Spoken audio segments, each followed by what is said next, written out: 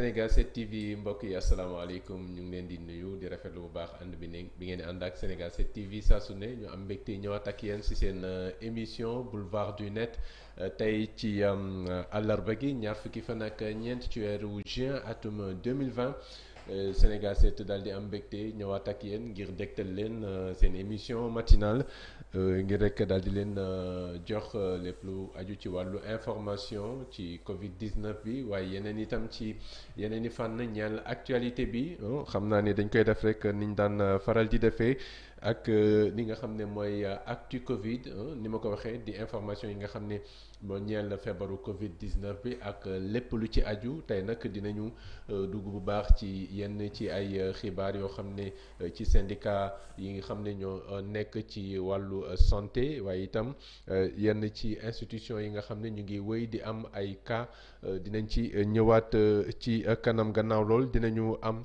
li nga xam ne mooy les news du net ni ñu koy faral di defee ak Mouhamadou Cissokho ñu ngi lay nuyu. maa ngi lay fay Abdou Khad maa ngi nuyu suñu mbokku téléspectateurs yi di nuyu borom Gossas di kontaan ci dellu si waatam fii ci plateau bi. alors lan nga ñu andil tey ci sommaire bi ci news du net. tey seen rubrique news du net ngeen di leen waxtaanee ñaari ponk bu ci njëkk mooy démb ci guddi kii di commissaire Sadio nga xamante ne yëngal na réew mi dimanche passé kooku moom la ñuy démb dañ ko invité fële ca Sen TV mu am ay kàddu yu mu yëkkatiwaat moom daal ci gàttal rek moom daal jàpp ne moom muus la koy woowee. kon donc dinañ leeral ci kàddu yu jë beneen bi ñu ngi dinañ waxtaan dinañ leen leeralal ci diggante Barthélémy Diaz ak kii di Abdou Karim Fofana ak Barthélémy Diaz seetlu nañ ni fan yi am na benn genre dualité bu nit ñi di jéem a teg seen diggante waaye kii di maire mu Sacré-Cœur moom nee na du moom ndax ñoom ñaar bokk école lañ bokk mais bokkuñu classe dinañ ko faram-fàccee ci kanam. d'accord donc dinañu ñëwaat ak yow ci li nga xam ne mooy les news du net ak information yi nga xam ne war nañu ko faram-fàccee gannaaw loolu dinañu ñëw ci les articles du jour avec Socé Ndiaye ñu ngi lay nuyu. fay naa la Abdoul Khadir di fay mbokk yi ñuy seetaan. alors ñu jàll rek ci sommaire bi lan lay doon.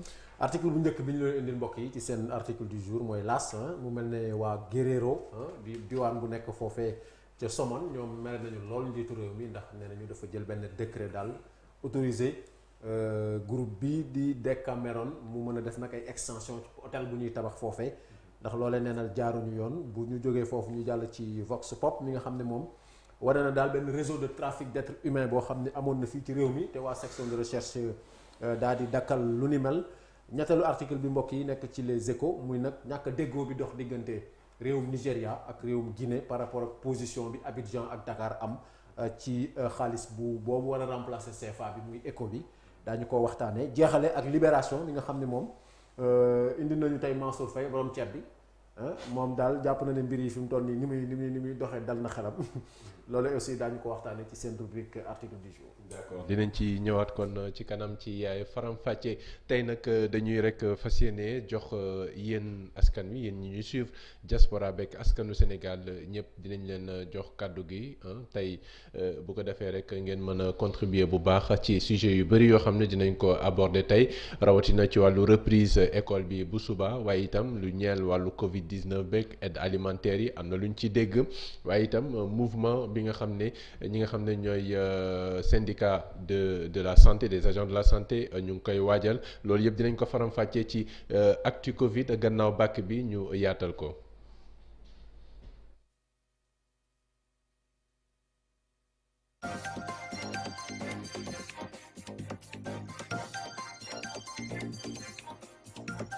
niñ leen ko waxee mbokk yi donc ñu ngi rafetlu bu baax ànd bi ngeen di ànd ak ñun diaspora bi askanu Sénégal ñi nga xam ne ñoo ñuy suivre ci internet bi Facebook ak YouTube ñu ngi leen di jaajëfal bu baax ci teewlu bi saa su ne dañuy rek tàmbale def li nga xam ne mooy fàttali ci Covid actu Covid li nga xam ne mooy bilan bu démb talaata ñaar fukki fan ak ñett ci weeru juin atum 2020 balaa rek li nga xam ne mooy communiqué bu ministère de la santé et de l'action sociale démb nag daal nañu amal lu toll ci junni ak ñeent fukk ak juróom ci ay test yoo xam ne juróom benn fukki ak ñeent ay cas positif lañ ci cas positif yooyu ñu am ci lu toll ci juróom fukk ak benn ci ay cas contact ak fukk ak ñetti cas communautaire démb ñu am également 93 patients yoo xam ne daal dinañu leen faj ba ñu wér muy juróom-ñeent fukk ak ñett ci ay patients yu ñu faj ba ñu wér ñaar fukki cas grave ak ñett ak 3 nouveaux décès ñetti décès yu yees yoo xam ne jot nañu ko am démb fi mu toll nag ci Sénégal mu ngi enregistré lu toll ci juróom benn junni ak fanweer ak ñeent ci ay cas positif depuis le 2 mars ci loolu ñu am ci lu toll ci ñeenti junni ak ñeent fukk ak juróom benn ci ay patients yoo xam ne faj nañu leen ba ñu wér juróom-ñett fukk ak ñeent ci ay décès actuellement nag ci centre de traitement yi ñu ngi fa am lu toll ci junni ak juróom-ñetti téeméer ak juróom-ñeent fukk ak juróom-ñett muy 1898 patients sous traitement donc loolu mooy li nga xam ne mooy bilan bu démb bi ñu jàll rek ci lenn ci information yi nga xam ne dañ koy faral di leen ko jox ci actu Covid benn bi mu ñeel syndicat bi nga xam ne moo ëmb syndicat autonome bi ëmb médecins yi pharmaciens yi ak chirurgiens dentistes yu Sénégal di SAMES ñoom nag dañoo fas yéene lal benn plan de mouvement plan boobu nag ay ñaxtu lañ ciy waajal ndax ñoom nee nañu équipe d'investigation yi nga xam ne ñoo nekk ci terrain bi amul benn appui maanaam benn ndimbal boo xam ne jóge na ci état bi boo xam ne ñu ngi leen koy apporter la rawatina ñi nga xam ne ñooy comité de développement yi comité de développement sanitaire yi ñoom ci seen bopp ñooy assurer charge yi nga xam ne ñoom ñoo koy gàlloo ci terrain bi donc ñoom ñooy assurer loolu gis nañ ne gisuñu benn yoon li nga xam ne mooy appui état bi ci seen liggéey boobu ñuy def ci jamonoy xeex bi ñuy xeex feebaru Covid-19 ñoom nag daal dinañu exiger ñu respecter sécurité bi nga xam ne moom la agent de santé yi war a am sur le terrain waaye itam ñu ngi laaj rek ñu rek jox leen considération bu dul loolu nag bu ko mooy lu ko may ñoom nee nañu dinañu arrêter lépp loo xam ne activité la bu ñeel xeexum feebaru Covid-19 bi donc loolu defe naa ne war nañ ci moytoo egg ñoom nee nañu nag bu loolu amul bu fekkee ne état bi jëlul ay responsabilités am ci loolu la ñu nar a jëm ñu am yaakaar ne rek dinañ ci indi ay saafara ci na mu gën a gaawee bu loolu weesoo nag ñoom SAMES daal dinañu xamle itam ni ministère de la santé ñu ngi koy artu ci nee nañu nag moom ministère de la santé dafay rek profiter ci Covid-19 bi ci contexte bi ngir def ay nomination yoo xam ne duñu ci respecter li nga xam ne mooy règle de compétition yi maanaam ñu xool yoon yi ñuy jaar ngir képp koo xam ne mérité na benn poste ñu jox ko ci na mu ko yellool gannaaw loolu nag ministre de la santé di Abdoulaye Diouf Sarr moom daal dina janook député yi démb ngir benn vote de loi boo xam ne dafay rek doté réewuma Sénégal ci ay centre de ci benn dispositif ci gestion des centres de transfusion sanguine parce que gis ngeen ne jamono yi yëpp bëri woon na lii fii centre de transfusion sanguine bi doon joytu ñàkkum deret waaye askan wi yenn ci citoyen daal dinañu jóg ngir rek daal di saafara loolu ndax bëri na ay poche de sang yoo xam ne jot nañu ko jox ñooñu nga xam ne ñooy centre de transfusion sanguine donc loi boobu nag nga xam ne moom lañ doon voté démb ci assemblée nationale daal dinañ koy voté à l'unanimité ngir rek daal di doté centre de transfusion yi ci benn dispositif bu am solo boo xam ne dina jëmale wàllu secteur boobu ci kanam donc loolu jotoon na am démb foofee ca assemblée nationale bu ñu sukkandikoo ci Abdoulaye Diouf Sarr nag di ministre de la santé et de l'action sociale moom daal dinay xamle ni loi boobee dina tax rek ba ñu am accessibilité ci wàllu deret waaye itam daf benn dispositif taxawal benn dispositif boo xam ne lépp loo xam ne wàllu ñàkkum deret la dinañ ko indi indil ay saafara. Donc loolu bu weesoo nag ñu ngi leen doon wax ci fan yi ñu weesu ne bëri na ci ay institutions yoo xam ne ci Sénégal ñu ngi am ay agents yoo xam ne ñu ngi am feebaru Covid-19 bi. jot nañ ci wax ministère de l'intérieur ak cabinet bi nga xam ne amoon na benn agent bu fa amoon feebar bi ba ñu mujjoon xamle également ñaar fukk ak juróom-ñaar ci ay agents foofee ca ministère de l'intérieur waaye itam. ci yeneen institution bi la yoon nag ki nga xam ne mooy ministre conseiller bu Macky Sall di Mbaye Ndiaye moom moo am virus bi ña ko xam ne nag di suñu naataango yu journal Les Échos ñoom nee nañu nag actuellement ministre Mbaye Ndiaye ñu ngi ko interné foofee ca hôpital principal bu Dakar ak njabootam ndax nee nañu dafa wàll njabootam également. Donc loolu mooy li nga xam ne moo fi ruse woon ci ay xibaar ñeel Covid-19 bi lenn rek lu ñu tànn ngir daal di leen koy dégtal leneen li xam naa ne ci senegal7.com di ngeen ko fa am. Donc ñu jàll rek balaa communiqué bu ministère de la santé et de l'action sociale ñu rek daal di commenter rapidement situation bi ak SAMES ñoom daal nañ fëgg table bi Socé Ndiaye ne bu fekkee ne état bi taxawul jël ay responsabilités ngir protéger agents de santé yi ñoom nee nañu dinañu dakkal bépp activité bu ñeel xeexum feebaru Covid-19 bu ñu nee activité nag mooy faj bi parce que ñoom ñooy faj te bu boobaa loolu dina garaaw de. c'est vrai dëgg la waaw ñu nuyuwaat mbokk yi rek di am mbégte ñëwaat ak yéen ba tey seen émission. SAMES bon xam nga syndicat aussi bu nekk.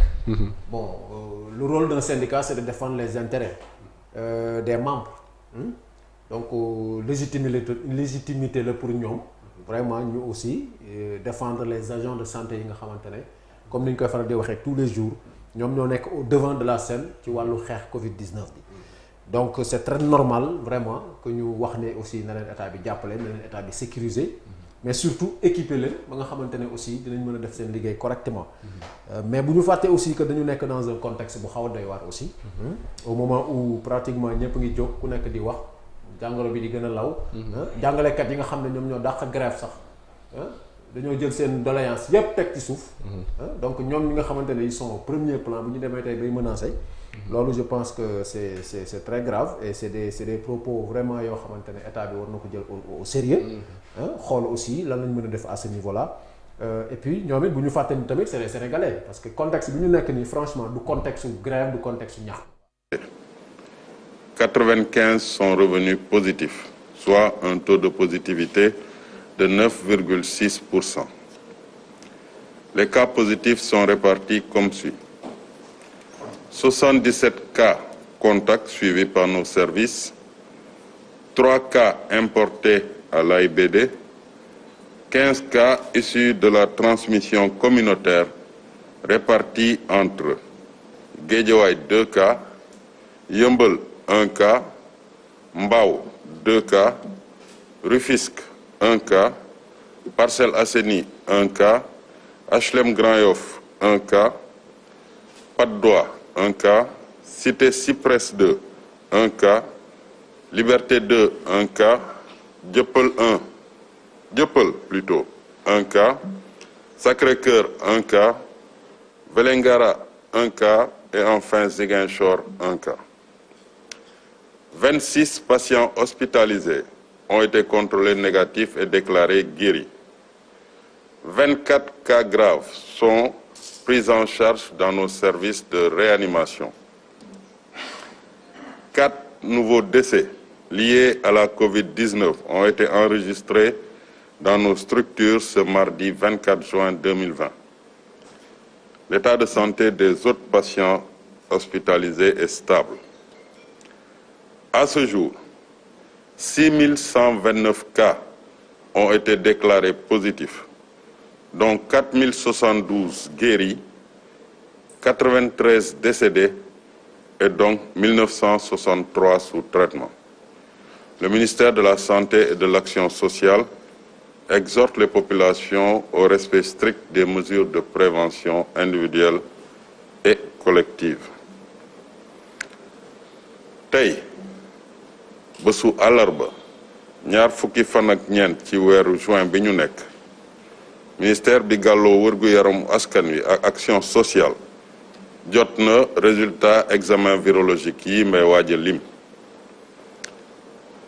ci juróom-ñeenti téeméer ak juróom-ñett fukk ak juróom-ñaari test yi ñu def juróom-ñeent fukk ak juróom ñoo ci positif juróom-ñaar fukk ak juróom-ñaar di ay cas contact ñett di ay cas importé ci aéroport international Blaise Diagne fukk ak juróom yi di ay cas communautaire ñaar ci Géejawaay benn ci Yëmbal ñaar ci Mbao benn ci Rufisque benn ci Parcelles Assainies benn ci HLM benn ci Grand Yoff benn ci HLM Grand Yoff ngeen baal ma benn ci Patte d'Oie benn ci Cité Cyprès benn ci Liberté 2 benn ci Dieuppeul benn ci Sacré-Cœur benn ci Vélingara ak benn ci Ziguinchor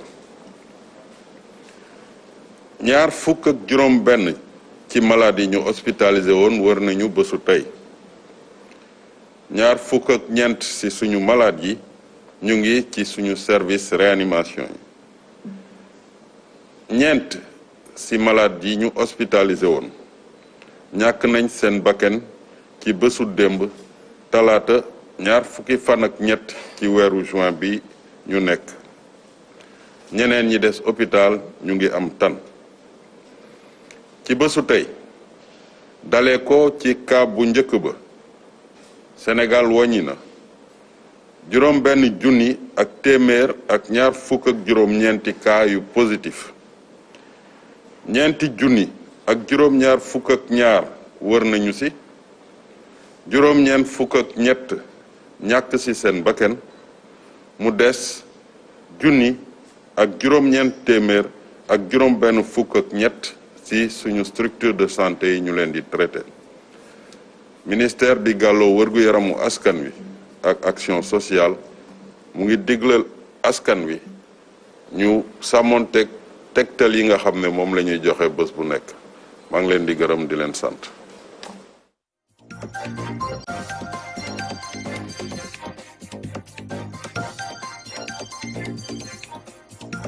voilà mu ngi noonu di nekkoon docteur Aloyse Waly Diouf doon ñu dégteel li nga xam ne mooy bilan bu tey bi àllarba ñaar fukki fan ak ñeent ci weeru juin atum 2020 bu ñu sukkandikoo ci moom daal di ñu amal tey lu toll ci juróom-ñeenti téeméer ak juróom-ñett fukk ak juróom-ñaar ci ay test muy 987 test yoo xam ne juróom-ñeent fukki ak juróom ay cas positif lañu muy 95 cas positif ci yooyu ñu am juróom-ñaar fukk ak juróom-ñaar ci ay cas contact muy 77 cas contact ñetti cas importé muy 3 cas importés ak 15 cas communautaires muy fukk ak juróom ci ay cas communautaires yoo xam ne gis nañu ñaar fële ca Géejawaay Yëmbal ñu gis fa benn Mbaaw ñu gis fa ñaar Rufisque Parcelles Assainies HLM Grand Yoff Dieuppeul Sacré-Cœur Vélingara Patte d'Oie Liberté 2 Cyprès Cité Cyprès ak Ziguinchor gox bu ne ci gox yooyu ñu gis fa benn cas communautaire bu loolu weesoo tey am nañu lu toll ci ñaar fukk ak juróom benn ci ay patients yoo xam ne faj nañu leen ba ñu wér muy 26 guéris ñaar fukk ak ñeent ci ay cas grave ak ñeenti décès yu yees yoo xam ne am nañu ko tey donc bu ñu récapituler bi ñaari fan ci weeru mars atum 2020 ba léegi Sénégal daal di am lu toll ci juróom benn junni ak téeméer ak ñaar fukk ak ñeent ci ay cas positifs muy 6129 cas positifs ci yooyu ñu am ñeenti junni ak juróom ñaari fukk ak ñaar muy 4072 guéris 93 décédés ak lu toll ci junni ak juróom-ñeenti téeméer ak juróom benn fukk ak ñett ci ay patients yoo xam ne ñu ngi nekk ci sous traitement ci centre de traitement yi actuellement donc loolu mooy bilan bi nga xam ne am nañu ko tey ministère de la santé et de l'action sociale daal di koy fësal Sissoko lan la ñu mën a wax ci bilan bi comme commentaire. Le commentaire que je fais le constat que je fais que mooy les personnes en traitement wàññeekuwul mu ngi yokk boo ko seetloo démb boo xoolee démb chiffres yi on avait combien personnes entre 1898 tey ñu ngi 1963 wàññeekuwul boo jëlee et on s'en rend pas compte les cas de décès bu njëkk ba dañ daan am benn tey toog lu yàgg duñu am mais chaque jour di nga am au minimum 2 3 wala 4 donc l'heure est grave encore une fois chaque fois répétition lay doon mais dinañ ko wax nañ ku nekk jël sa responsabilité na population bi respecter les règles barrières respecter les distances sociales ci noonu lañ mën a vaincre virus bi. D'accord. Alors Socé ñu ci mën a wax. waaw bon comme li mu wax rek constaté nañ que situation bi ba léegi moom mi ngi doy waar ba léegi mooy li ma doon wax rek dañu nekk ci contexte boo xamante ne aussi c'est un peu particulière affaire bi mi ngi yokk nit ñi faatu mi ngi yokk loolu day wane ne jàngoro ji ba léegi mi ngi fi léegi li mu wax aussi c'est important mooy ñu continuer di sàmmonteeg li nga xamante ne moom moo di les mesures barrières aussi vraiment def tout daal ba jàngoro bi au moins mu mën a wàññeeku mën a rompre nag la transmission communautaire bi nga xamante ne mooy aspect bi gën a compliqué ci bataille bi te loolu je pense que responsabilité individuelle lay laaj que kenn ku ci nekk ak appliquer sa bopp mesures yi ñu wax bu ko defee ñu mën ci am tuuti lu tanet quoi. D'accord. Donc effectivement li nga xam ne mooy chiffres yi mu ngi wane clairement que virus bi mu ngi progresser ni ñu ko constaté ndax wax nga ko junni ak juróom-ñeenti téeméer ak juróom-benn fukk ak ñett muy 1963 patients sous traitement atteindre nañ la barre des 6000 cas dépassé nañ ko sax ci cas positifs yi depuis le 2 mars ñu am tey au moment bi ñuy constaté ne nombre de cas yi dafay yokku mais nombre de guéris yi dafay wàññi également loolu aussi y a le constat gis nañu ne également nombre de décès yi dañuy yokk également actuellement on est à 93 décès yoo xam ne enregistré nañ ko donc en moyenne dañuy am chaque jour depuis le dimanche dernier l'autre dimanche en moyenne dañuy am jusqu'à 2 décès en moyenne donc loolu mu doon loo xam ne war na alerter encore une fois mooy responsabilité individuelle bi nga xam ne wax nga ko ku ci ne rek ci askan wi daal di ciy taxaw ku ci ne sàmm sa bopp sàmm également ñi nga xam ne ñooy sa jegeñaale. À ce rythme à la fin de la semaine dinañ dépasser les 100 décès au Sénégal à ce rythme boo ko jëlee à ce rythme à la fin de la semaine fii ak dimanche bu nekkee rythme bu ñu nekk teggiwuñ ko dinañ dépasser téeméeri nit ñu ci perdre seen bakkan fii Sénégal te loolu nag bugguñu te ça va aller de crescendo day li ñuy gën a dem muy gën a bëri te professeur Seydi wax na ko waxati ko nee na bis bu ñu déborder ñoom il y aura beaucoup de morts donc nañ ci bàyyi xel au niveau des familles au niveau des quartiers au niveau des groupements ñu respecter les distanciations sociales ñu respecter aussi les règles d'hygiène. askan wi tam waruñu wax parce que des fois am na yoo xam ne nag daf ko maa tay la quoi parce que bu ñu xamee ne mbir moom ngi def ay ravages ñu ne la jëlal matuwaay bi da ngay génn ci mbedd mi ay ndaw yi du ñu takk masque alors qu'on dit que ñi nga xam ne ñooy mag ñi ñoo gën a exposé wu. xam nga Sénégal nañ ma baal mais ñun lu ñu yàq Sénégal fii dañoo mën a casse droit. mais sawaruñu bokkul ci appliquer suñu devoir. booy xool moment confinement bi dañu amoon ci nombre de décès. bi ñu indee la mesure d'assouplissement ubbi nit ñi dem de région à région nombre de décès yi mu ëpp fuuf. li ñu amoon en terme de décès moment yi nekkee ci confinement bi. li ko waral mooy dans chaque région jeunes yi commencé woon nañ di génn. di casse oui vraiment dañoo bëgg a liggéey yu ñu kërëb léegi ñu bàyyi leen. mais il faut que les Sénégalais aussi xam li ñu bëgg. mais c'est pas am na ñu bëri ñoo xam ne dañuy kaas ñun ci dëkk bi lañ dëkk ay jeunes lañu ko moom mais am na ñu bëri ci dëkk bi dañu kaas parce que dañu bëgg am seen liberté guddi gi. dem doxantu ji et cetera mais xam nga liberté mën nga ko am. mais nga boole ceeg mesures yi dañ la aaye woon nga dem de région à région léegi yombalal nañ la ko. mais booy dem jëlal matuwaay ci war. nga xam nga relâchement boobu aussi. vraiment gis nga j'ai un vieux bu ma daan wax. dama daan wax Mohamed gi nga nit day conséquent avec ses propos nit day conséquent ak li mu bëgg gis nga askan bi nag il faut qu'il soit conséquent ak ñoom li mu bëgg ñoom ñoo bëggoon lii te affaire bi buy metti buy dal ay autorités yu mu fi dal mat na 10 matul 10 ñi muy dal mooy askan woowu mooy askan wi nga xamante ne ñun ñëpp dañuy daw dépense soosee yow man mais teewul dañuy dugg ci car dañuy dugg ci taxi dañuy dugg mais dañuy jël suñu distance dañuy takk suñu masque dañuy utiliser les gels dañuy raxas suñuy loxo bu ñu yeggee suñu kër balaa ñoo saafanteeg suñuy njaboot yooyu yëpp il faut ay règles la yoo xamante ne ñi ngi fi il faut askan bi man xam nga man lu ma d'accordul encore une fois chaque jour nga ne l'enfer ce sont les autres et parfois l'enfer c'est d'abord toi-même. Il faut pas ñu fàtte ko. C'est ça c'est important donc ñu ñaax ci ñëpp rek ci wàllu respect geste barrières yi c'est important parce que daf leen di protéger te mën na am njeexital ci li nga xam ne mooy xeex bi positivement boo ko defee ñu daal di génn ci contexte bu difficile bi nga xam ne ci la ñu nekk. Donc sans plus tarder dañuy jàll ci beneen rubrique ñu fàttali rek askan wi yéen ñi ñuy seetaan ne mën ngeen wootee gannaaw ñaari rubrique yi nga xam ne buñ ko épuisé di ngeen mën a wootee au 77 883 41 83 via WhatsApp. bu ko defee ñu mën a jokkoo ngeen bokk ci waxtaan bi wax seen position par rapport ak xeex bi waaye itam lépp loo xam ne actualité la ñeel contexte Covid 19 bi gannaaw bàkk bi ñu jàll ci les news du net.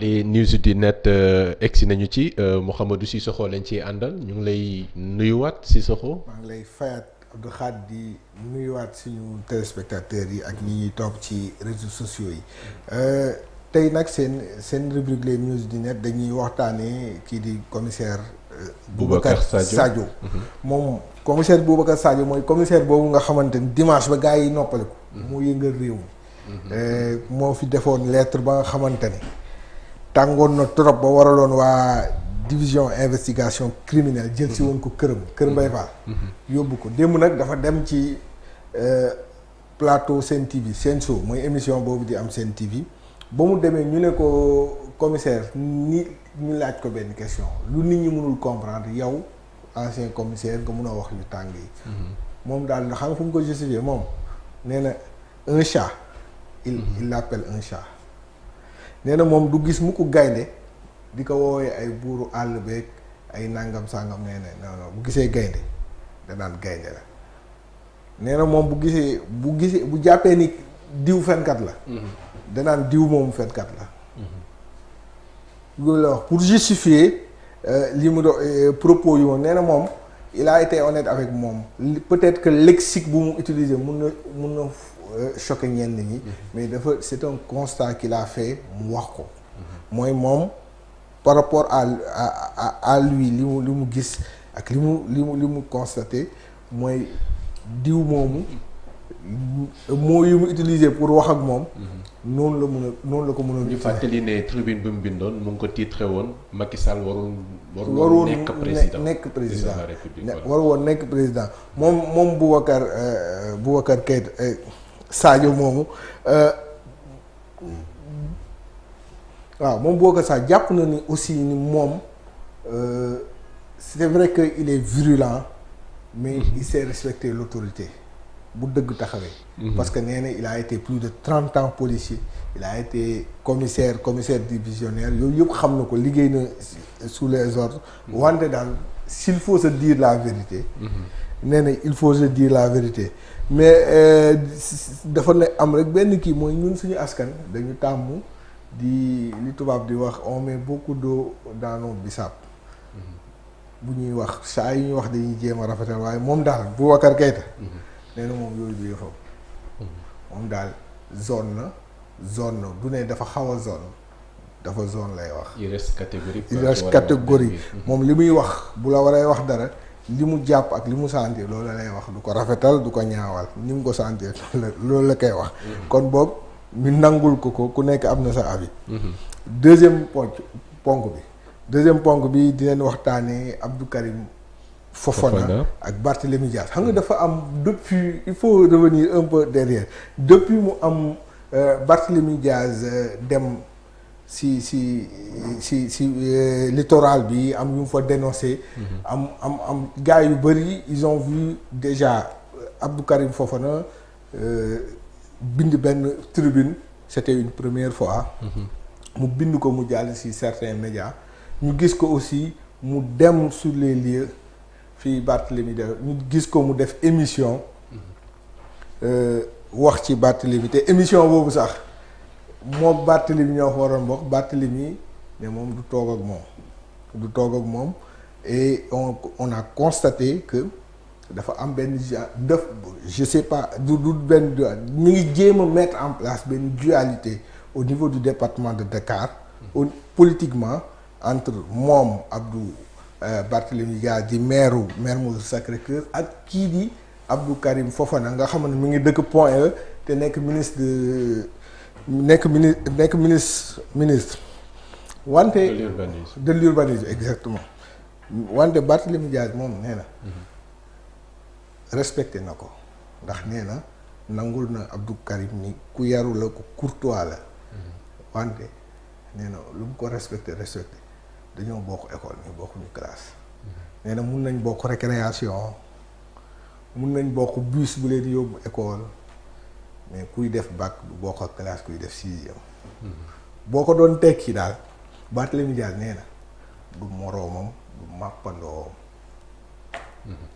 mais est-ce que aussi débat bi xawuñu ko axé trop ci personnes yi alors que il s'agit de défendre des intérêts boo xam ne ñëpp ko bokk parce que bu ñu fàttalee Cissokho il y a la zone territoire de collectivité bu Mermoz Sacré-Cœur ak bu Fann Point E boo xoolee 4000 hectares yi nga xam ne moo fii ci kii dafa dox si diggante ñaari gox foofu la nekk gis nga boo fàttalikoo le samedi bu ñu doon traité sujet bi bu ñu koy waxtaan man ak Socé ak suñu naataangoon Mbissane on a été unanime c'est vrai que c'est un noble combat citoyen mais c'est porté par des politiciens te ñi politicien sachez le naturel il revient au galop c'est ça loolu moom si da ciy am et aussi ci soubassement yi y a des calculs politiques y a des repositionnements pour la ville de Dakar y a des repositionnements parce que xamaguñu ba léegi lu tee ñu annoncé local yi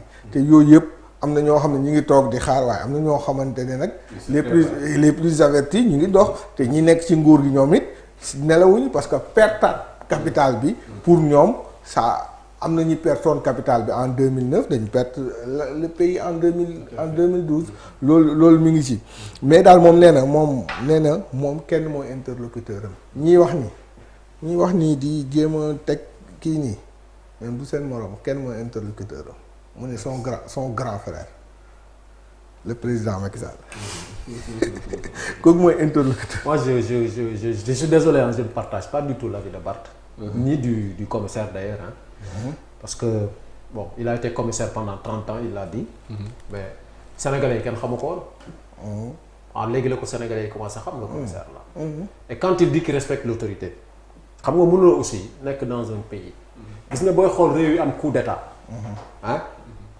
ci biir armée bi lañ koy commencé romandaat gis nga boo nekkee homme de tenue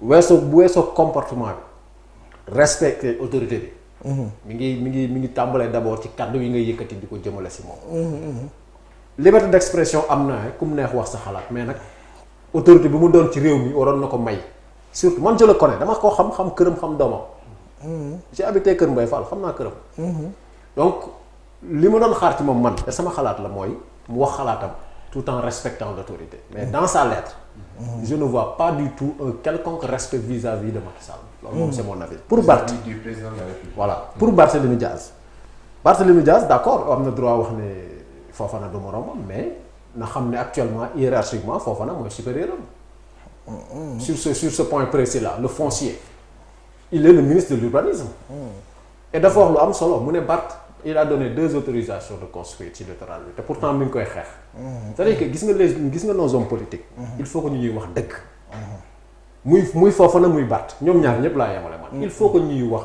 dëgg sénégalais gis nga ce combat là c'est un combat citoyen parce que littoral bi politiciens yi moomuñu ko effectivement sénégalais yi ñoo ko moom loolu moo am donc buñ ci dugalee c'est un combat politique ñoom ñaar la mais Barth na wax la vérité sur ce dossier là bu fekkente ne il a effectivement signé au nom des autorisations de construire tey mu ñëw bu ko xeex c'est problématique Fofana aussi na wax dëgg sur les autorisations concernant autorisation yi ñu jox aussi ñu tabax ci littoral donc man le citoyen dama bëgg a xam où se trouve la vérité entre ñoom ñaar et non pas di voir ñaari gaynde yuy xeexante pourquoi pour man sama intérêt man parce que loolu citoyen bi du ci dugg effectivement donc foofu laa d'accordul ak Barthélémy Dias je pense que gaynde bu xeexee ba gagné pour boppam la ak njabootam voilà donc en tout cas mi ngi noonu Socé d'accordul ci lu Barthélémy Dias non d'accord ma ci bon c'est son avis man sama avis je garde pour moi mais li am ba am mooy moom nee na interlocuteur am politiquement parlant mooy Macky Sall nee na léegi nag. je pense que li mu waxoo baal ma de dagguma la moom nee na yemuñu quoi même si c'est son supérieur parce que kële dañ ko nommé alors que moom dañ ko élire. non politiquement parlant. gis nga non pour kii pour terminer pour ñu bañee kii politiquement parlant nee na na waaji na waaji Fofana Abdoul Karim na dem point ñu fal ko fa buñ ko falee dina commencer toog wax ak moom nag moom nee mais politiquement il faut dire xam nga politiquement il faut préciser ñu nax Socé ak yow ñoo yem xamuñu Barth falaluñ ko mais politiquement Socé politiquement je dis que dafa am hiérarchie je parle pas d'administrativement politique administration bi mu amee hiérarchie politique dafa amee hiérarchie xam nga lu tax yow xam nga ni Macky Sall du toog ak ku mu neex di wax. waaw léegi je te pose la question. voilà est-ce que ce dossier est un dossier politique. sama waa ji gis nga ce dossier. non dama lay wax. xam quoi impérativement dans ce dossier là ñu bëgg ci dugal politique. Socé la question que je man soo ma ko posé da nga yàq sa question xam nga lu tax. man j'ai mon avis sur ça ne compte pas xam nga ce qui compte man c'est un fait que je donne à nos téléspectateurs. foofu laa yem su ma koy commenter. dinaa ko commenter te dinaa ci wax sama avis man fu mu toll nii. tu sais qu'est-ce que je dis dans tout ça. ñoom ils se font une guerre politique. fa laa yem man nag loolu laa d'accord. muy ñoom ñaar ñëpp.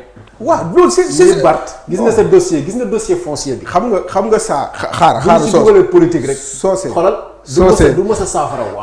Socé ça. C'est le commentaire que tu as fait du dossier. Et je te l'accepte. Je te le concède. Xam nga mais man je commande pas. Barth il a raison Abdou Karim il a raison ça les concerne si moo ci waree commenter dinaa ci commenter mais je donne les yow yaa war a commenter ni nga commenter je suis d'accord maintenant il faut que chacun ci ñoom ñaar ñu nangul leen seen position man Abdou Karim quand il est sorti pour une première fois il a parlé comme ministre. J'ai accepté lu mu wax. Barth il signé na ou pas il a soulevé un combat citoyen tout le monde a applaudi. Maintenant ci ginnaaw fii toog naa fii. ma ne ñi ngi wax mais après ça ana wàll waa askan wax naa ko fii ou pas. yaa taxawoon fii. ça c'était mon avis. non yow comprendre. voilà maintenant tu n'as pas compris dama ne. ce dossier n'est pas politique. gis nga ay question d'hiérarchie politique du ma moromam la. ça n'a pas de sens dans ce dossier. est-ce que ça intéresse les populations. parce que xam nga lu tax voilà juste loolu. mais xam nga ça intéresse la population man je suis dans le réalisme xam nga le réalisme mooy lan. mënuñu occulter l'aspect politique dans ça. waru ci am nag. mënuñu ko occulter Sénégal non dama lay wax Sénégal y a eu plus sensible que ça. te dañ ko politiquer jusqu'à l'os. mais c'est pas normal. mais maintenant dans le réalisme. voilà Socé dans le réalisme. il faut accepter que de faire avec le réalisme. Le réalisme c'est quoi? Que Sénégal ici il y a eu des dossiers plus sensibles que ce dossier-là. Ça n'a pas été politisé. Vrai? Non, je te pose une question. Non, je ne réponds pas. Je ne réponds pas, voilà. Donc je ne vais plus répondre à tes questions. Alors. Non, man fi may waxee. Attendez, léegi. Si on est d'accord. Échange bi c'est pas un débat entre toi et moi. Non, man non. Écoute-moi s'il te plaît. Ouais, tu m'écoutes d'abord. Ouais, je t'écoute. Voilà, man ce que je veux dire. Je veux dire dans tout ça. Moi, l'aspect politique là, pourquoi j'ai même choisi ça? L'aspect politique là. La bëggoon wane ni. jël na le dessus. C'est ça. Est-ce que tu peux m'écouter maintenant? jël na le dessus. dans ce parce que fii dañ fi toog. ñu defal ko pàcc bu rëy. may leen journée booy seetloo un samedi. et on a dit ici Mbissane wax na Socé wax na ana wàllu askan wi. tey ñu gis l'aspect politique. et au-delà de ça xam nga mooy lan. fii Sénégal man lu ma gis. qui tous les combats yi portés sur la place publique dafa am politique et ça c'est le réalisme c'est mon réalisme et ma vécu moo ma ko permet ba nga xamante ne je ne m'aime jamais ci ñu récupérer benn affaire jamais que affaire bu sensible affaire bu citoyenne affaire bu lu mu doon ñu récupérer ko mooy ça m'aime jamais. c'est ça. li ma bëgg a comprendre mooy man ma position dans ce dossier là je ne veux pas que politique dugg ci que c'est pas mais laisse-moi écouter déglu ma muy Barth muy Abdou Karim ñoom ñaar laa yemale est-ce que yaa mooy dégg mais c'est un dossier qui ne doit pas être politisé loolu laa wax waxuma leneen muy Barth muy Abdou Karim mais est-ce que politisation boobu médias yi jàppal parce que politiciens yi lu leen neex rek la ñu xam. mais est-ce que médias yi jàppalew li ñu xam nga quand ñu war a waxtaanee loo xam ne c'est un combat citoyen. mais ñu orienter débat bi vers la politique. mais xam nga dans son récit nee na commencé nañ installer déjà benn dualité entre ñoom ñaar mais pourquoi pour quelle raison. les personnes ne nous intéressent pas. ils ne nous intéressent pas en fait man foofu laay waxee. c'est vrai que bëri na fi dossiers yu ñu politiser mais dafa warul am. man loolu laa wax je suis parfaitement d'accord mais man dama ne. xam nga dafa am li nga wax le constat là que j'ai fait. mais le réalisme sénégalais boo doon jël réal politique. non je suis d'accord avec toi sur ça. xam nga mooy la voilà non man Socé. parce que gannaaw ba joxe nañ position yi et tout. nañu bàyyi askan wi après bu ñu wootee ñoom aussi ñu joxe seen position. wax parce que ñoom ils sont mieux placés puisqu'on dit que c'est un combat citoyen ils sont mieux placés ñoom pour joxe seen position wax lan lañ bëgg ci dossier bi ak lan lañ ci bëgg parce que après tout le combat doit profiter aux populations parce que littoral bi askan wi ñoo ko moom. président de la République moomu ko ministre bi moomu ko député bi moomu ko maire bi moomu ko c'est askan wi ñoo ko moom donc xam naa ne. boo daanelee rapidement après ñu jàll ci. ok pour terminer fi nga kiiwee rek. en fait du sax littoral du sax suuf si du taxee. askan wi ñoo jël seeni yelleef ñu dénkaane ko. askan wi man yow ak Socé ak suñuy mbokk ak suñuy maam ak suñuy baay. ñoo jël suñu yelleef ñu dénkaane ko. ñiñ ko dénk du ñu suñuy patron ñun ñooy seen patron. donc ñoom lu ñuy def nous on doit être au centre nous la population. c'est ça ma vision dans ça. Maintenant ce qui se passe et ce qui doit se faire ce n'est jamais la même chose au Sénégal. D'accord. yaa may comprendre si léegi. voilà non c'est j'ai compris. voilà non j'ai compris mais après on continue. D'accord ça marche voilà donc mu ngi noonu mbokk yi mu nekkoon rubrique news du net xam naa ne poñ yi nga xam ne moom la ñu soulever moo provoqué débat bi mais yéen aussi ci ngeen bokk xam naa ne mën ngeen woote au 77 883 41 83 gannaaw rubrique les articles du jour bu ko defee ñu gën a yaatal yéen aussi ngeen joxe seen position gannaaw bàkk bi kon ñu jàll ci les articles du jour.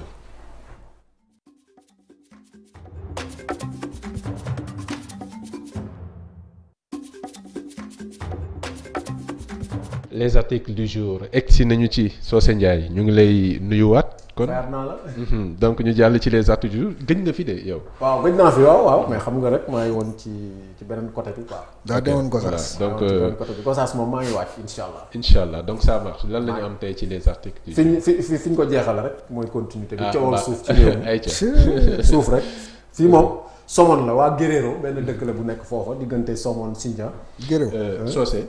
exceptionnellement baal ñu jël appel bi xam naa ne waa ji bëgg na joxe position par rapport ak mbir mi ñu doog a ñëw ci yow salaamaaleykum. maaleykum salaam. kooku Mor. waaw ça va na ngeen def. ñu ngi sant bu baax alhamdulilah. waaw yow sama invitation ba leen invité woon yow ak sa technicien bi la. mais ba léegi waxoo ko ci dara de ñëw leen fi noppalu quoi boo gën. non dinañu ñëw incha allah. est-ce que duñu jël studio bi indi foofu comme ça ñu profiter ci sa invitation. Koulibaly ça va. sant yàlla bu baax alhamdulilah. oui maa Koulibaly la reportage bi mu defoon la si hôpital Dalal Jàmm. Sissoko. waaw Sissoko guerrier la quoi. waaw man sakoto bi waaw ma sakoto bi mu yore ah. ci reportage baa ko tippoo quoi bis bu koy maye mu maye ko quoi dégg waaw bon pour ñëw ci débat. gis nga Barthélemy su ngeen ko dégloo yi mu signé dafa leer quoi kooku moom je pense que luñ ko mais kooku il faut ngeen dégluwaat ba contrat yi mu leer ko ba mu leer nañ déglu Barthélemy li muy wax gis nga Barthélemy li muy xeex nii askan bi lay xeexal si nga Barthélémy bi ñëw na ba fii France ñu recevoir ko ñu wax ak moom mais bi ñuy wax ak moom dañ dimbalu ñu ngir yàlla nekk parce que man def moo politique mais bi mu ñëwee fii dem fexe naa ba xaar bu mu ñëw 6 heures temps laa toog xaar bu mu ñëw parce que gis naa ko bis bu yàlla sàkk ñu koy gund xatal dugg na fi génn fi ma loolu moo taxul ma dem seeti ko parce que man def moo politique man askan bi moom laay waxal fu ñu toll askan laay waxal mais Barthélémy boo ko dégloo rek nga xam ne kii askan bi lay xeexal mais moom wax na ko sax la preuve mi ngi ni dafa luwe ko papaam te li muy def nii di dugg ci askan bi di wax ak ñoom buñ ko dégloo moom booy xool ci côté askan bi la rek beneen côté bi nag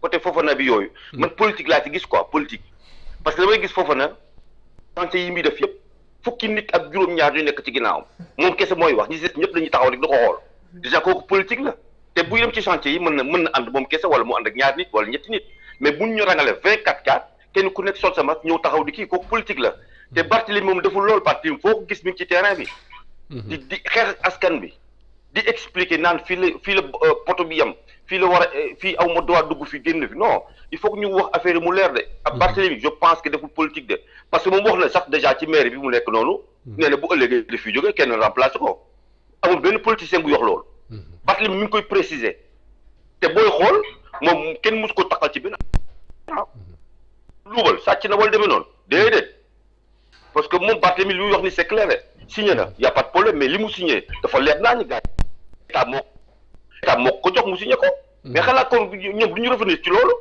mel nañu xool li Barthélémy signé état bi moo ko jox ak papier yu leer naa ñu Barthélémy bi signé ko mais ñi si des ñëpp fële lañ jaar de l'autre côté ainsi de suite ñu daal jël li nga xamante ni ñun ñoo ko moom man foofu ñu tabax noonu à Mermoz man fa plage boobu yàgg naa fa ñëw taxaw ci ñu jàpp ay jum xóob affaire demee noonu mais boo gis littoral bi ni ñu ko def waaye kooku sax waru sax waxu politique si nga ñëpp fa nekk ñëpp la ñu war a jël dégager leen ñoom ñëpp amul kooku waroon sax nekk fi di débat littoral bi war a ñëw stopper affaire yëpp tax état dafa war a ñëw arrêté lépp tout nee na xaar ñu on va revoir tout d'abord clair doo commence mais du ci entre mais c'est ma bat du ñëw débattre ak nga xam ne day def politique Barthélémy deful politique moom li muy xeex askan bi lay xeexal waaw jaa ngeen jëf waay jërëjëf merci beaucoup Mon Ndiaye moom mosul ànd ci Fofana gàngoor bu muy ànd ci ginnaawam voilà donc mi ngi noonu donc position am la joxe.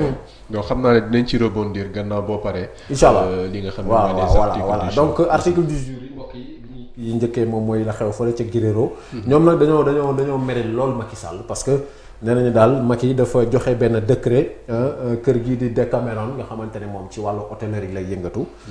ne daal da leen dafa dagg lu bari ci seen suuf soosu jox ko ndax hôtel boobu dafa bëggoon a def extension. pour yokk li nga xamante ne. waaw gën a yaatal. mais ni ñu leen ko joxee wax dëgg yàlla nee ñu jaarul ci yoon ba ñu dajaloo ci collectif bu ñu tuddee collectif des impactés. entre Somone Sindian vraiment taxaw nañu nag ci tànk xeex loolu ndax ñoom nee nañu loolu du ci dal hôtel boobule foofa nga xamante ne moom lañ ko jox moomu ko seen suuf la ñoom. mu mel ne daal indi na coow loolu mbokk yi mi ngi ci article LAS bi à la page 3. deuxième article bi Vox Populi lii moom trafic d'être humain la maanaam ñooñu nga xam ne dañuy jële ay nit di leen déplacer di leen jaay di leen dugal fu ne. kii moom benn Sierra Leone ak benn sénégalais lañ ci jàpp réseau la sax waaye ñi leen jiite kenn ki doomu réew mi la keneen ki Sierra Leone la ñoom nag ñi ngi leen jàppee loxo diggante Mbaaw ci banlieue bi daal fa lañ nekkoon lu fa ñaari kër doon accueillir ay doomu Sierra Leone ay jigéen nag lañ ci taamu di leen fi jaarale pour yóbbu leen ay Dubaï ay Qatar voilà donc yooyu la ñi ñuy jàpp ñi ñuy jaay ay sénégalais lañ wala waaw ki ñi jiite réseau bi kenn ki sénégalais la keneen ki non jigéen ñi ñoom ay kii lañ ay Sierra Leonees lañ ay Sierra waaw mais dañ leen di awalee Guinée dugal leen Sénégal pour mën leen yóbbu Dubaï ak Qatar ñaari destination yooyu lañ choisir donc loolu mooy réseau bi nga xamante ne waa section de recherche gendarmerie ñoom teg nañ leen loxo ndax ñaari kër yi ñu luye woon dañ ko surveiller pendant 20 jours gis dugub beeg génn après ñu def enquête ci lañ leen jàppee leeral yi mbokk yi ci lu gën a yaatu mi ngi ci Vox Pobu tey bi à la page 2 bu ngeen demee di ngeen ko fekk Les Échos moom diggante Nigéria ak Guinée ak Sénégal ak Côte d'Ivoire moom dina ni coow ci wàllu éco bi waaw ndax Muhammadu Buhari mii nga xam ne mooy président Nigéria moom àndul ci vraiment précipitation bi mu gis ci Sénégal doxale ko ak Côte d'Ivoire ci wàllu éco bi waaw ñoom dañu bëggoon vraiment gën a jël seen temps gën a waxtaan ak réew yépp parce que mbiru Afrique la. voilà. c'est que il faut rappeler que ECO bi à l'origine CEDEAO moo ko waroon boo. voilà après Alassane Ouattara annoncé ni ñoom waa UEMOA. ñoom ñooy lancé seen. mu ngoog léegi nag problème mu Guinée moom nee nañ ñoom mënuñu bokk ci loolu fekk fukki réew ak juróom yëpp. bokkuñu maanaam CEDEAO UEMOA ñun ñëpp ñu bokk ci. ñu fàttali Nigéria ak Guinée dañu am seen propre monnaie. waaw ñoom dañu am ten seen propre monnaie et puis Nigéria mii sax Nigéria nga xamante ne booy xool économiquement parlant. mooy réew boo si doole Afrique. am seen monnaie bopp. donc ñoom li leen gënaloon mooy ñu def affaire bi step by step di waxtaan diisoo CEDEAO UEMOA ñu boole lépp mu nekk benn mais daal yàkkamti gi ñu ci gis ñoom. te duut nañ ci baaraam Sénégal ak Abidjan xam nga ñaari réew yooyu en général. ñoo ko jiite. voilà visiblement. voilà gars yi nee nañ. côté gars yi nee nañ. waa ji nekk Côte d'Ivoire ak waa ji nekk fii. ñoom ñooy kiiwu France yi quoi. ce sont les gouverneurs de la France quoi. donc booy xool fa la Alassane Ouattara defoon déclaration bi. te ba mu koy def Macron bi ni foon. donc muy loo xamante ne bu ñu sàgganee dina indi bon ay quelques incidences diplomatiques. L'Afrique ne roule pas pour voilà. la France et il faut que Macky Sall ak Alassane Ouattara xam ko. on veut avoir notre autonomie te def je pense que africain yëpp. non xam nga li ci gën a grave xam nga li ci gën a grave bu ñu sàgganee gis nga projet ECO bi dinañ ko yàq. dañ koy yàq parce que dina am réew yu ci d'accord am yu ci dul d'accord te su boobaa. souveraineté économique ak objectif bi ñu ci bëggoon. duñ ko am tout à fait. xam nga ça n'a pas de sens Sénégal kese adopté ECO amul sens. parce que ñu resté ci CFA. parce que il faut rappeler que les pays anglophones d'accord wuñu France di leen garantir. loolu duñ ko mës a d'accord wuñu ko ñoom déjà ñoom ils sont anglophones bokkuñu UEMOA donc lu ñu bëggoon mooy tout CEDEAO espace CEDEAO yépp am seen monnaie ñu dem ba ci biir nag. ñi ànd ak France rocceeku. donc bëgg a def seen éco franc ñoom éco. c'est la monnaie unique africaine à l'origine. ouest africaine c'est africaine au début mais après CEDEAO engagé wu pour am éco bi en tant que tel.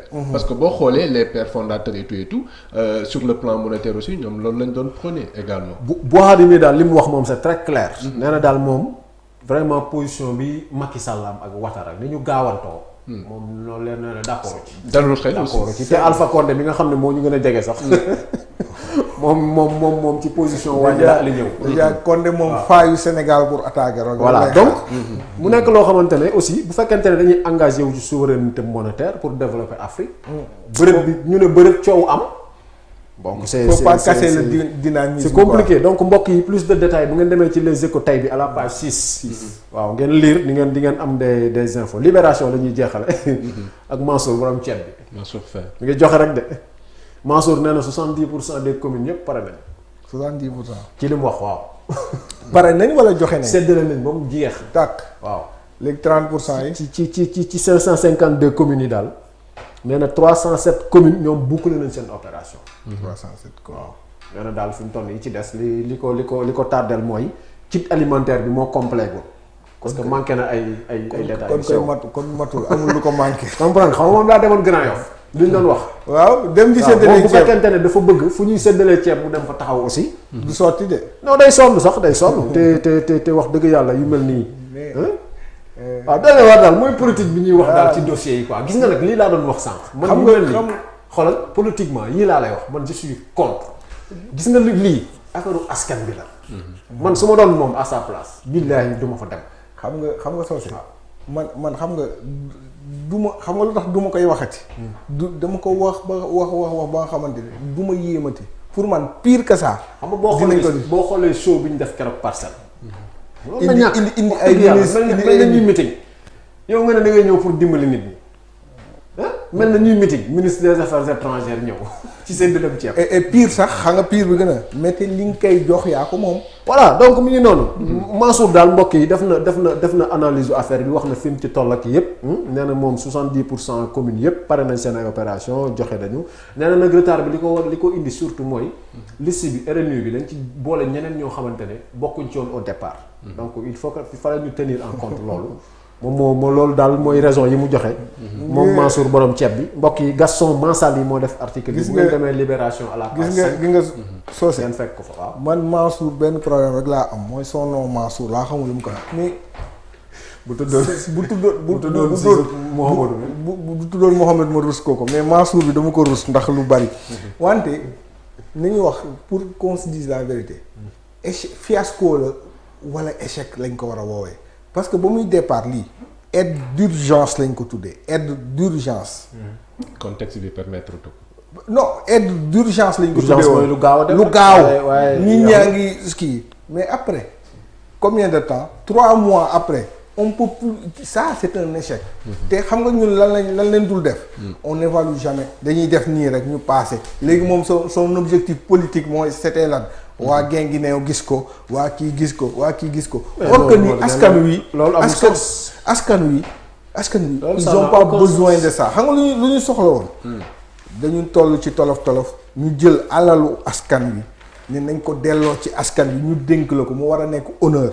mais nga bugg ko jël dóoraat ko ci askan wi ku ko ci def it du la jig. bu la ñàkkee jig bu la jigee tey. du la jig suba.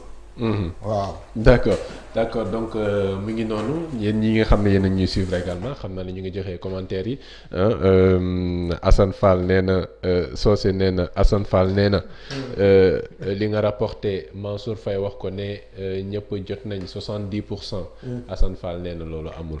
donc bëri na ci askan wi ñoo xam ne daal waaw dañu rapporté donc mu ngi noonu mën ngeen wootee boo leen wootee ngeen mën a bokk ci waxtaan bi xam naa ne tey dañu gën a yaatal rek jox leen kàddu gi d'habitude dañ doon def l'invité et le reportage mais tey dañuy yaatal comme ça bu ko defee ñu war a waxtaanee ci lu jëm ci wàllu reprise des cours yi bu suba. xam ngeen ne jotoon nañu def benn programmé la date du 2 juin mais li ko gàllankooroon mooy yenn ci enseignants yu ñu testé woon positif waaye bile yoon ñu war a reprendre demain am na beneen gàllankoor boo xam ne daal dina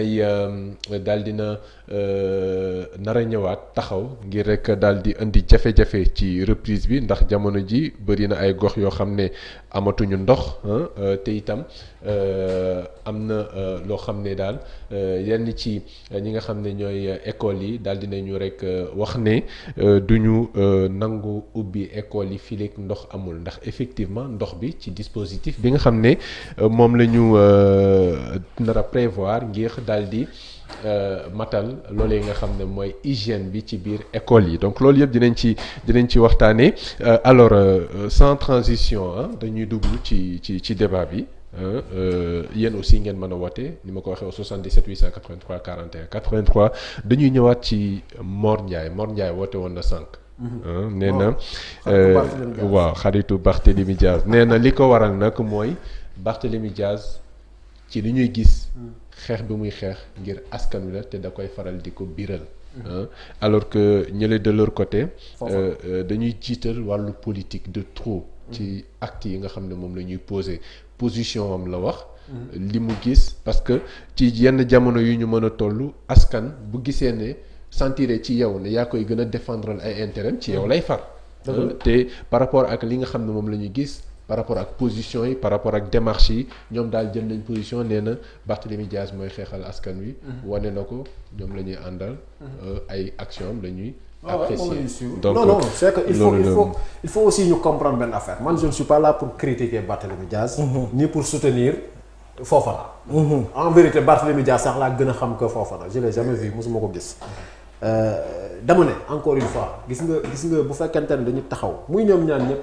ci xeexal askan par exemple li Mansour Faye di def nii fu ñu joxe ceeb nga dem fa taxaw en tant que ministre moi je trouve que yu mel noonu mën na ñàkk boo koy def sax tu donnes raison ñi naan yow da ngay politique Barth moi je l'ai toujours félicité je l'ai toujours soutenu ci ay combats citoyens mais dama dégg aussi le ministre de l'urbanisme mu wax mu ne moom mi nga xamante ne moom mooy xeex tey dossier bi signé na ñaari autorisation xaw ma dëgg la xaw ma du dëgg mais quoi qu'il en soit bu ñu installer dualité politique ci dossier bi day tax ba l'essentiel dootul génn et l'essentiel bi mooy ñu leeral foncier littoral bi. mais autorisation yooyu liñ ci tabax à usage d'habitation la wala commercial. et cetera leeralu ko je sais pas aussi lu jar a xam. je sais pas ministre bi leeralu ko mais ni mu waxee daal mooy Barthélémy Diaz warul wax parce que moom lu muy kaas ni tey def na ko ci li ma analyse bi ma def ci li ministre bi wax.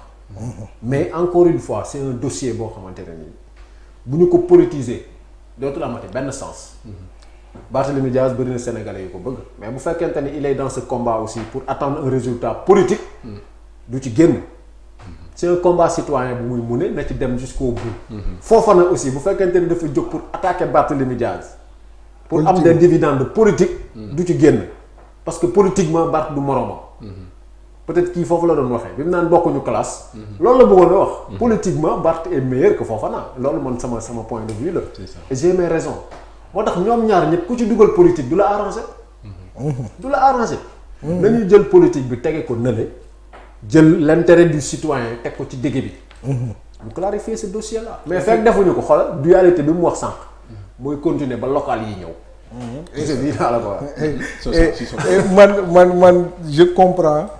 Par exemple bu ñu gisee un opposant bu def benn acte ñeneen ñi citoyen la bu ne acte citoyen c'est un acte citoyen moo tax mu def ko mais quand même il faut dire que ni on a l'habitude de ça tous les opposants bu ñu nekkee di opposer acte yi mag kii di def nii loolu la ñuy def ñu ne pour kii daa bëgg réewam bu ñu fàttee Abdou Latif Coulibaly lu ñu doon wax Abdou Latif Coulibaly anamu léegi bu waxee ñu ne ko dangaa far Barth il est dans ça même si quand même moi je salue le combat qu'il mène mais aussi c'est un politicien il n'est pas là gis nga lu ñuy def ñoom lal nañ ci seeni dividende politique c'est la stricte réalité c'est la stricte mais nag man duñ ma bett duñ ma yéem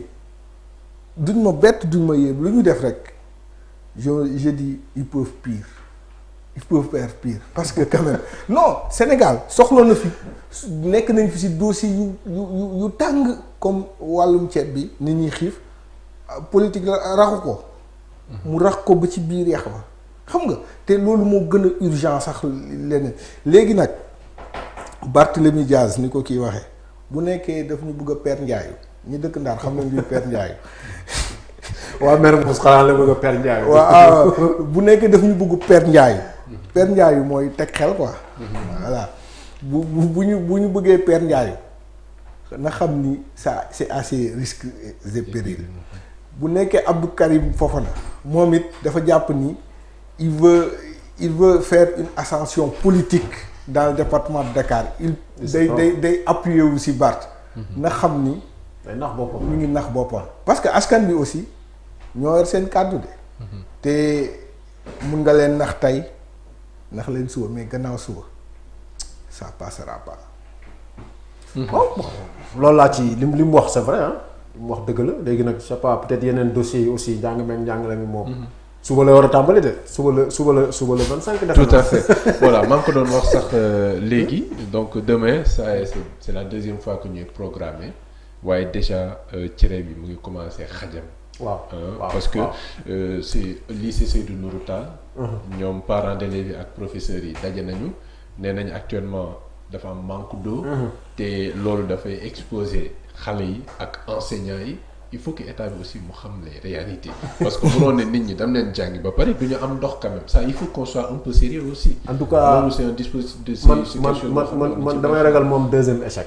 waaw pour plusieurs raisons benn bi mooy li nga wax. gis nga parents d'élèves yi nga xamante ne ñoom ñooy bàyyi seen doom ñu dem école. bu ñu amul assurance que seen doom bu demee dina jàng en toute sécurité. duñ bàyyi seen doom ñu dem. te am nañ ci droit. waaw am nañ ci droit.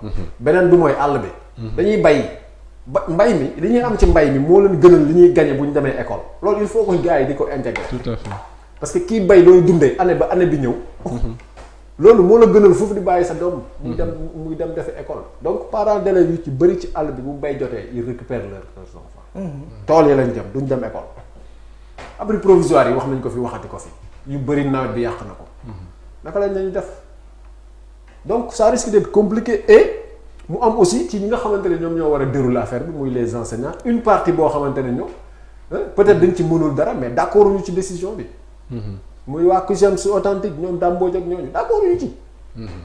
te d'ailleurs maa ngi ko dégg moom Dame Mbodj aussi mu ni état bi comme moom moo jël responsabilité tëj école bi ñoom jàngalekat yi grève wuñu état bi moo tëj ay école donc bu bëggee reprendre daal ñoom waa CUSEMS déjà ñu ngi laaj ay indemnité pour dem pour reprendre ñu ngi sàkku ñu dàmp leen ci loolu pour ñu reprendre cours yi parce que ñoom argument bi ñu teg mooy ñoom jàngalekat yi tëjuñu classe yi état bee ko tëj ci coobareem donc mu nekk plusieurs aspects yoo xamante ne tey buñ ko sàgganee day nekk un deuxième échec pour ouverture bi beneen crainte bi ma ci am mooy temps bi c'est trop court par rapport ak li ñu perte ak moment yi ñu war a defee examen daanaka un mois quelques jours la ñu war a jàng. c'est ça fi mu toll nii pour que ñi nekk classe d'examen mais est-ce que dinañ fa jàng loo xamante ne.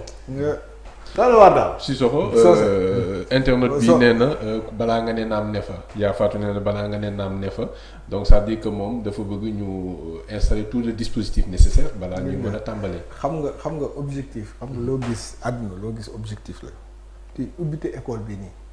c'est pas de transmettre du savoir à ces jeunes là yi war a dellu école l'objectif c'est un seul objectif. faire les examens. kese amul leen ils s'en xoolal maa ngi jéggul ñu may dégg ils s'en foutent de ñii am nañ niveau ñii amuñu niveau seen yoon nekku si. xam nga lan mooy seen yoon. léegi ñu nekkul ci classe d'examen yi ñoom ñëpp dañ leen di tëbal. non ñu nekkul ci classe d'examen yi. J'ai discuté avec un enseignant mu ne par exemple dafa am ay objectifs intermédiaires ak objectifs de cycle par exemple objectif intermédiaire boo jëlee CI CP léegi ci école yi CI kenn du ko redoubler parce que CP CI c'est benn kii objectif intermédiaire la objectif de cycle nag moo nekk entrée en sixième boobu mooy ñooñu ñooy def léegi ci classe intermédiaire yooyu nag objectif intermédiaire yooyu par exemple ku amul moyenne premier semestre ku amul moyenne premier compo war a doo mun a jóge CP dem CI1 mais di nga mun a jóge CI dem CP noonu loolu et ba ma ko expliquer c'est compréhensible mun naa ko comprendre mais li am xam nga mooy lan nañu soucier ci ñii di def examen war a changer cycle ñu jox leen plus de savoir que liñ leen bëgg a def xam nga bâcler di teg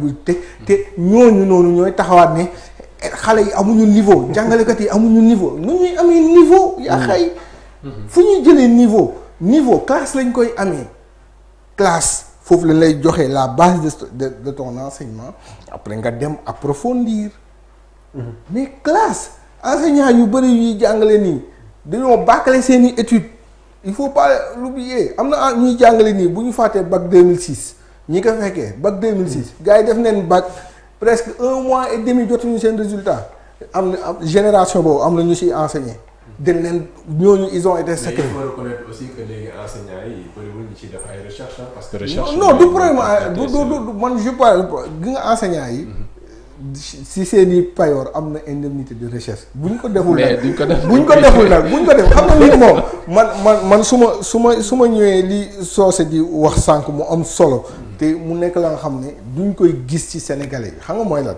mooy dañuy casse droit rek te droit devoir moo koy sous-entendre xam nga yooyu man enseignant bu laaj kii sa droit da nga war a def sa devoir soo ma nee jox leen ma pour ma defi recherche man j'ai beaucoup de promotionnaires yoo xam ne ñii c'est des professeurs d'histoire géographie parce que on était ensemble au département de géographie mais am na si ñoo xamante ne ils font ça mais la majeure partie buñ ko def am day am c'est la réalité mais nag ak nu munti demee gis nga enseignants yi ce sont que des acteurs la politique générale lañ war a xoolaat parce que xale yi ñu ngi dem suba de man kañ laay gëm ne dinañ dem suba bis bu ñu demee suba fekk leen ci classe yi déedéet bu mu leen fekkee ci classe yi dinaa ñëwaat fii ne cours yi commencé mais j'y crois pas j'y croyais pas le 2 j'y crois pas le 25 parce que on a tout précipité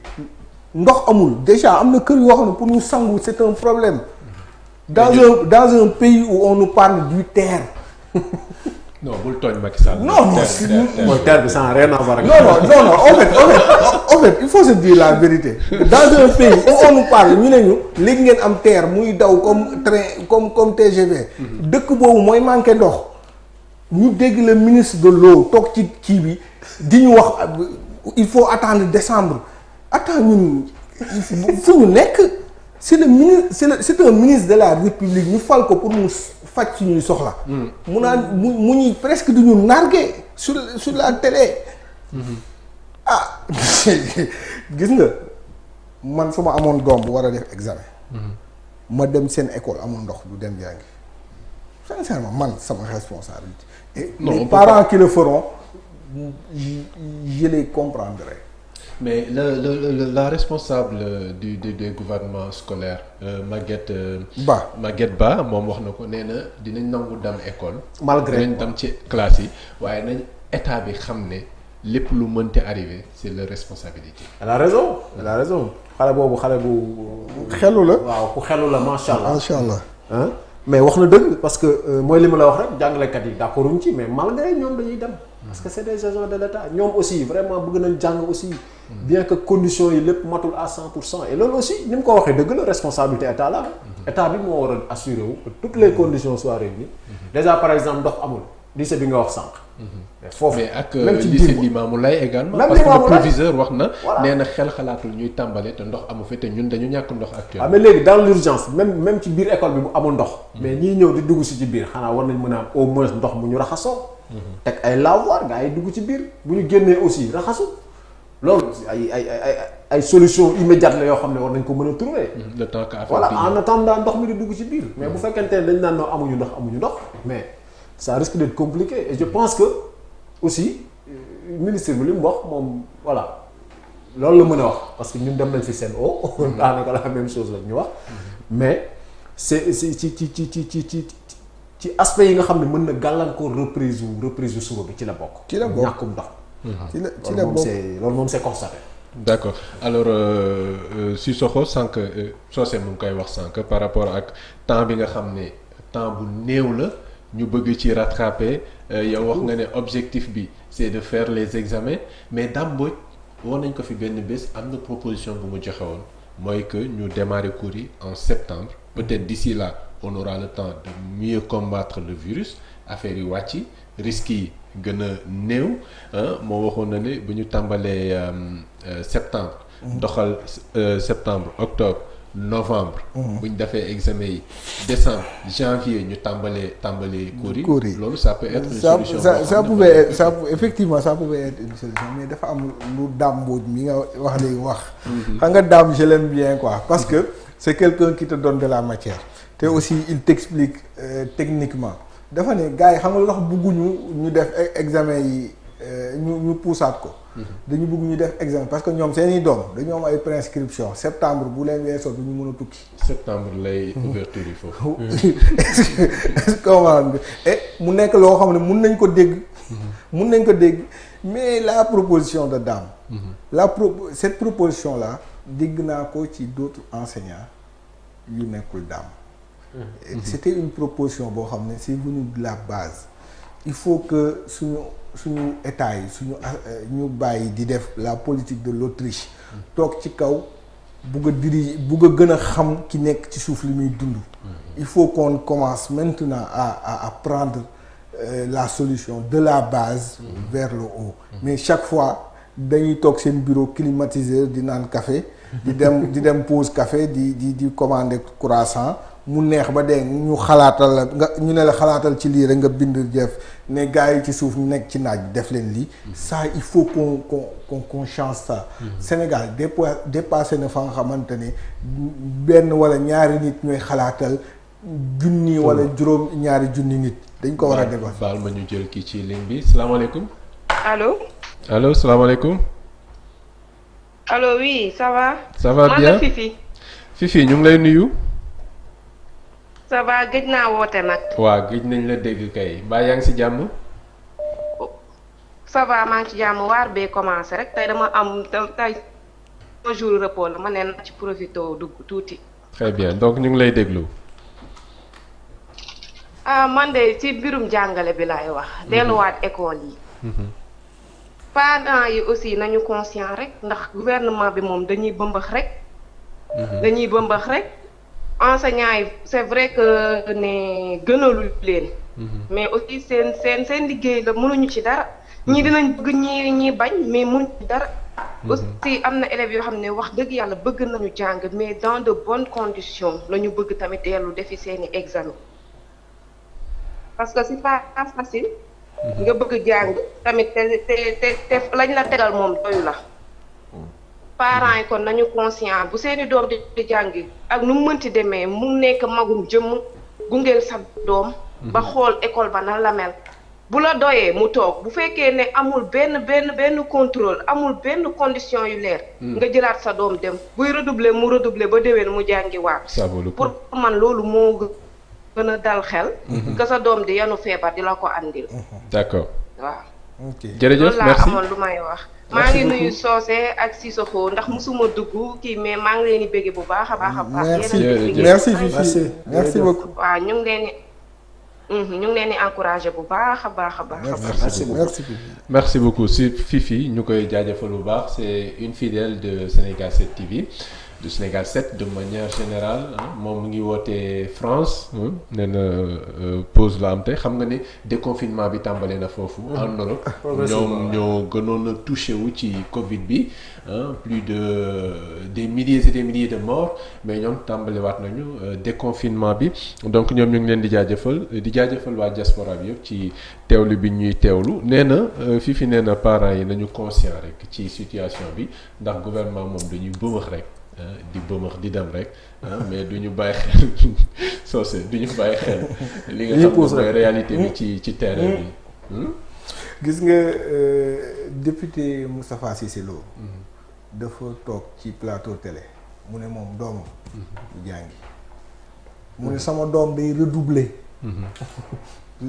pourtant c'est un député pourtant il fait partie de la mouvance présidentielle loolu la wax te loolu daf ci bari moroom te il faut comprendre ces parents là Moustapha Cissé Lo mag na il a plus de 60 ans bu amee doomam bu dem jàngi ñu xaw a négligent doom bi indil ko feebar bi moom pour moom rek këram ku leen wax ni këram sax amu fa mag ku ko mag jabaram yooyu yëpp et dañ ciy bëri cas il faut que au-delà de ça sax affaire bi ça fait progresser le virus te du arranger il faut que man bëgg naa ñu jàngi mais nañ ko teg ci yoon beneen bu ñu ko tegee ci yoon mais nañ ci boole les vrais acteurs xam nga ñun fii ku président bu waxoon dafay def suñu plateau bi dafa war a xool nuñ koy doxalee te woowuñu si bu ñëwee du saf parce que ñun lu ñu neex la ñuy def quoi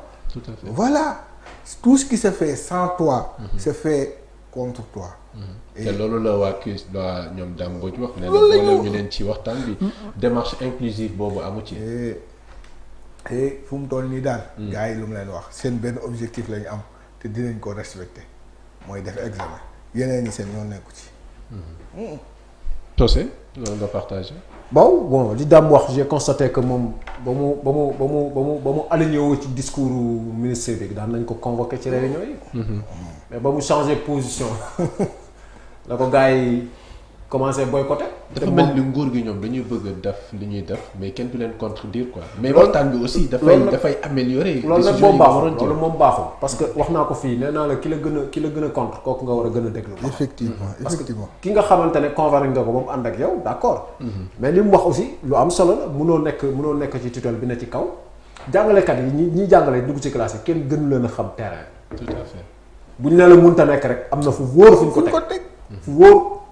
donc seen avis dañ ci war di tenir en compte bañ di ko ñàkkal fayda mooy waral tey kilifa gu tal ne Moustapha Cissé Lo bokk ci gars yi ne moom doomam du jàngi xam nga loolu cacophonie lay indi te loolu ça dafa am loolu mën na influencer effectivement yeneen parents yi am na lu muy wane parce qu'il est au fait de ce qui se passe réellement donc ça veut dire que certainement dans une certaine mesure li nga xam ne mooy conditions yi waroon réunir. c'est ça et puis le matériel qui avait été déployé bu yàgg.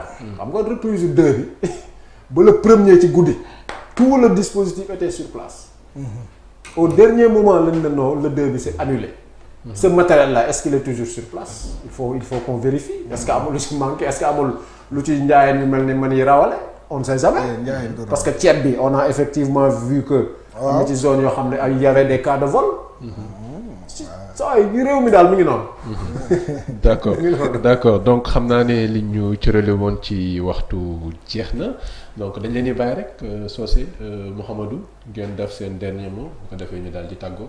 waaw di dellu di gërëmaat suñu téléspectateurs yi ak ñuy suivre fépp ci sur les réseaux sociaux. di gërëmaat bu baax Socé borom Gossas. tey moom xaw na tàng tuuti si yooyu mais c'est de bonne guerre lépp dañ koy def rek pour bégal suñu téléspectateurs yi. di lancer un message nañu bàyyi xel xale yi jàngi. ñu mettre dans de bonnes conditions parce que xale. Sëriñ Cheikh nee na boo amee lettre bu jëm suba danga koy bind dénk ko ki ñu yaakaar mu dem suba te kooku mooy xale. xale boobu noonu lettre bi ñu leen di jox muy enseignement yi leen di jox. nañ fexe ba ñu am ko ci condition yu normal moo gën parce que précipitation musul faj dara ci àdduna te du tey lay commencer di jox dig ñëpp daje ba suba incha allah ak yeneeni information. bon je pense que Serigne Mouhamadou Cissé ko wax na lépp. dafa ñuy tàggu gars yi rek suba ci même waxtu bi incha allah di leen ñaanal aussi ngeen nekk ci jàmm bañ mën a tasewaat suba.